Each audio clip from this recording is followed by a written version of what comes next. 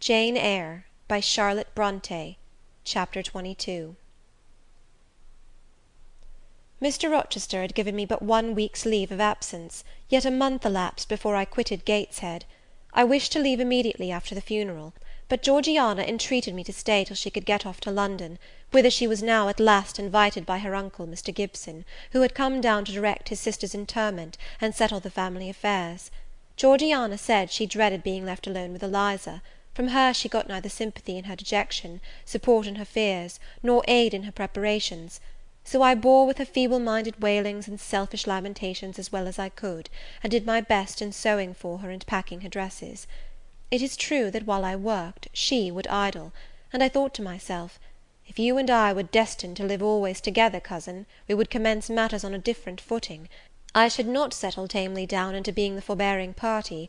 I should assign you your share of labour, and compel you to accomplish it, or else it should be left undone.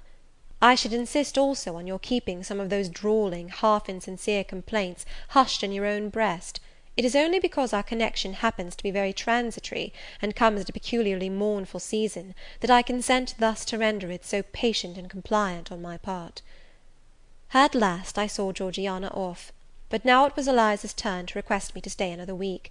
Her plans required all her time and attention, she said. She was about to depart for some unknown bourne, and all day long she stayed in her own room, her door bolted within, filling trunks, emptying drawers, burning papers, and holding no communication with any one. She wished me to look after the house, to see callers, and answer notes of condolence. One morning she told me I was at liberty. "And," she added, "I'm obliged to you for your valuable services and discreet conduct. There is some difference between living with such a one as you and with Georgiana.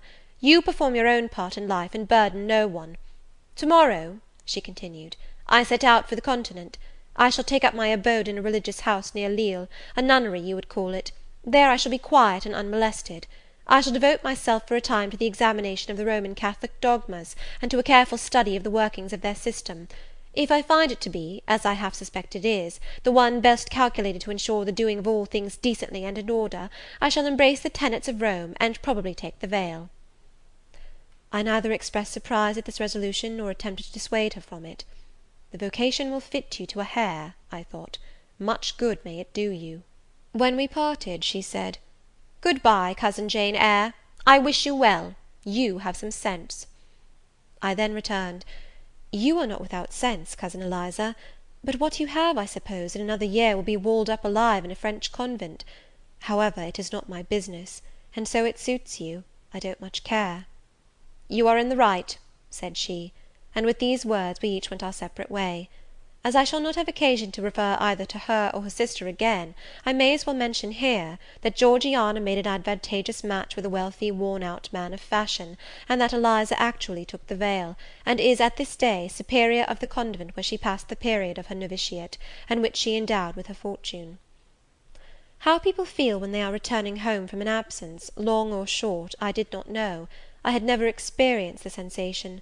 I had known what it was to come back to Gateshead when a child after a long walk, to be scolded for looking cold or gloomy; and later what it was to come back from church to Lowood, to long for a plenteous meal and a good fire, and to be unable to get either. Neither of these returnings was very pleasant or desirable. No magnet drew me to a given point, increasing in its strength of attraction the nearer I came. The return to Thornfield was yet to be tried. My journey seemed tedious, very tedious. 50 miles one day, a night spent at an inn; 50 miles the next day. During the first 12 hours I thought of Mrs. Reed in her last moments. I saw her disfigured and discoloured face, and heard her strangely altered voice. I mused on the funeral day, the coffin, the hearse, the black train of tenants and servants. Few was the number of relatives, the gaping vault, the silent church, the solemn service. Then I thought of Eliza and Georgiana. I beheld one the cynosure of a ball-room, the other the inmate of a convent cell, and I dwelt on and analysed their separate peculiarities of person and character. The evening arrival at the great town scattered these thoughts. Night gave them quite another turn. Laid down on my traveller's bed, I left reminiscence for anticipation. I was going back to Thornfield, but how long was I to stay there? Not long, of that I was sure. I had heard from Mrs. Fairfax in the interim of my absence. The party at the Hall was dispersed. Mr. Rochester had left for London 3 weeks ago, but he was then expected to return in a fortnight. Mrs. Fairfax surmised that he was gone to make arrangements for his wedding, as he had talked of purchasing a new carriage.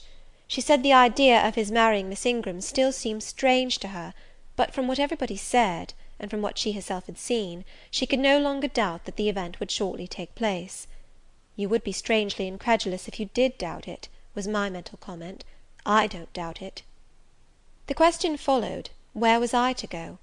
I dreamt of Miss Ingram all the night. In a vivid morning dream I saw her closing the gates of Thornfield against me, and pointing me out another road, and Mr. Rochester looked on with his arms folded, smiling sardonically, as it seemed, at both her and me.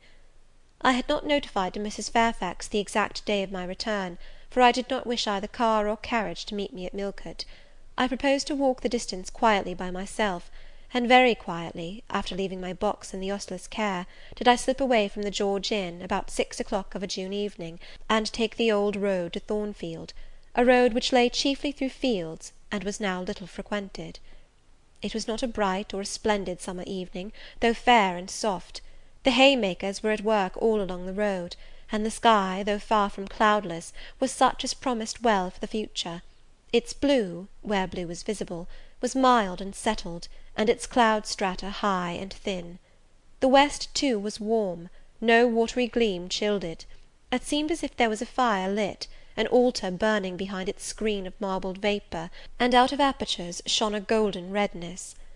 I felt glad as the road shortened before me, so glad that I stopped once to ask myself what that joy meant, and to remind reason that it was not to my home I was going, or to a permanent resting place, or to a place where fond friends looked out for me and waited my arrival. "Mrs. Fairfax will smile you a calm welcome, to be sure," said I, "and little Adele will clap her hands and jump to see you; but you know very well you are thinking of another than they, and that he is not thinking of you." But what is so headstrong as youth? What so blind as inexperience?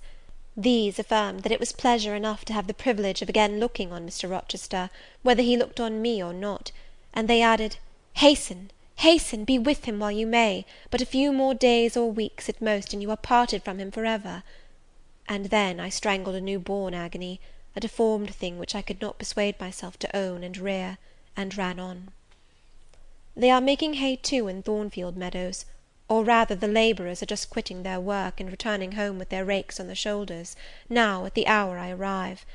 I have but a field or two to traverse, and then I shall cross the road and reach the gates. How full the hedges are of roses! But I have no time to gather any; I want to be at the house. I passed a tall briar, shooting leafy and flowery branches across the path. I see the narrow stile with stone steps, and I see Mr. Rochester sitting there, a book and a pencil in his hand. He is writing. Well, he is not a ghost, yet every nerve I have is unstrung. For a moment I am beyond my own mastery. What does it mean?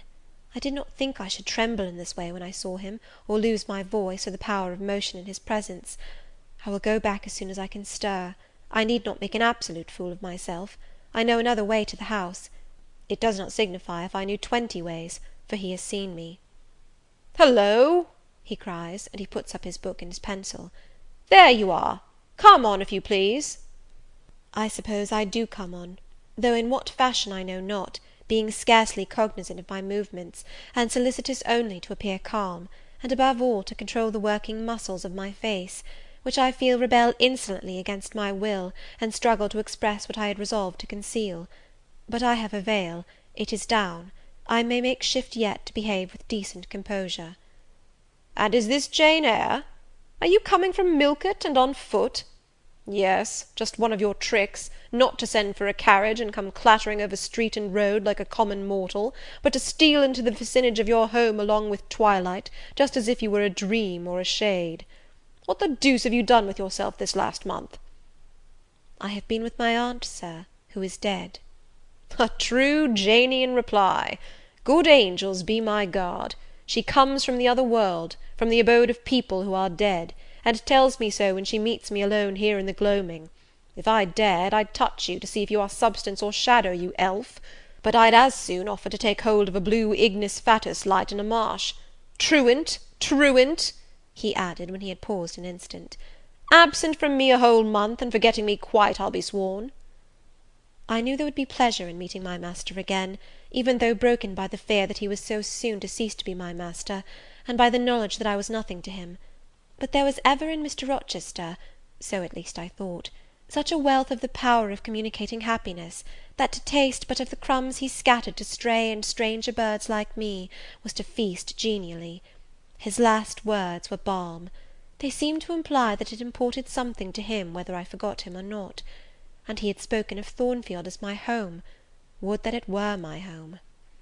He did not leave the stile, and I hardly liked to ask to go by. I inquired soon if he had not been to London. "Yes, I suppose you found that out by second sight?" "Mrs. Fairfax told me in a letter." "And did she inform you what I went to do?" "Oh, yes, Sir, everybody knew your errand." "You must see the carriage, Jane, and tell me if you don't think it will suit Mrs. Rochester exactly, and whether she won't look like Queen Boadicea, leaning back against those purple cushions. I wish, Jane, I were a trifle better adapted to match with her externally.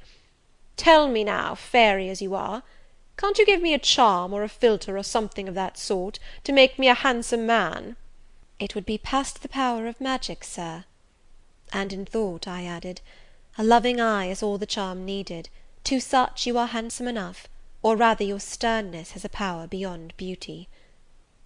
Mr. Rochester had sometimes read my unspoken thoughts with an acumen to me incomprehensible. In the present instance he took no notice of my abrupt vocal response, but he smiled at me with a certain smile he had of his own, and which he used but on rare occasions. He seemed to think it too good for common purposes. It was the real sunshine of feeling. He shed it over me now. "Pass, Janet," said he, making room for me to cross the stile. "Go up home, and stay your weary little wandering feet at a friend's threshold." All I had now to do was to obey him in silence. No need for me to colloquize further. I got over the stile without a word, and meant to leave him calmly. An impulse held me fast, a force turned me round. I said, or something in me said, and in spite of me, "Thank you, Mr. Rochester, for your great kindness. I am strangely glad to get back again to you, and wherever you are is my home, my only home." I walked on so fast that even he could hardly have overtaken me had he tried. Little Adele was half wild with delight when she saw me. Mrs. Fairfax received me with her usual plain friendliness. Leah smiled, and even Sophy bid me bonsoir with glee. This was very pleasant. There is no happiness like that of being loved by your fellow creatures, and feeling that your presence is an addition to their comfort. I that evening shut my eyes resolutely against the future. I stopped my ears against the voice that kept warning me of near separation and coming grief. When tea was over, and Mrs. Fairfax had taken her knitting, and I had assumed a low seat near her, and Adele, kneeling on the carpet, had nestled close up to me, and a sense of mutual affection seemed to surround us with a ring of golden peace, I uttered a silent prayer that we might not be parted far or soon. But when, as we thus sat, Mr. Rochester entered, unannounced, and looking at us, seemed to take pleasure in the spectacle of a group so amicable; when he said he supposed the old lady was all right now that she had got her adopted daughter back again, and added that he saw Adele was prête à croquer sa petite maman anglaise, I half ventured to hope that he would, even after his marriage, keep us together somewhere under the shelter of his protection, and not quite exiled from the sunshine of his presence. A fortnight of dubious calm succeeded my return to Thornfield Hall. Nothing was said of the master's marriage, and I saw no preparation going on for such an event. Almost every day I asked Mrs. Fairfax if she had yet heard anything decided. Her answer was always in the negative. Once she said she had actually put the question to Mr. Rochester as to when he was going to bring his bride home; but he had answered her only by a joke and one of his queer looks, and she could not tell what to make of him. One thing surprised me, and that was, there were no journeyings backward and forward, no visits to Ingram Park. To be sure, it was 20 miles off, on the borders of another county, but what was that distance to an ardent lover? To so practised and indefatigable a horseman as Mr. Rochester, it would be but a morning's ride. I began to cherish hopes I had no right to conceive, that the match was broken off, that rumour had been mistaken, that one or both parties had changed their minds. I used to look at my master's face to see if it was sad or fierce. but I could not remember the time when it had been so uniformly clear of clouds or evil feelings. If, in the moments I and my pupil spent with him, I lacked spirits and sank into inevitable dejection, he became even gay. Never had he called me more frequently to his presence, never been kinder to me when there, and, alas, never had I loved him so well. Chapter 22.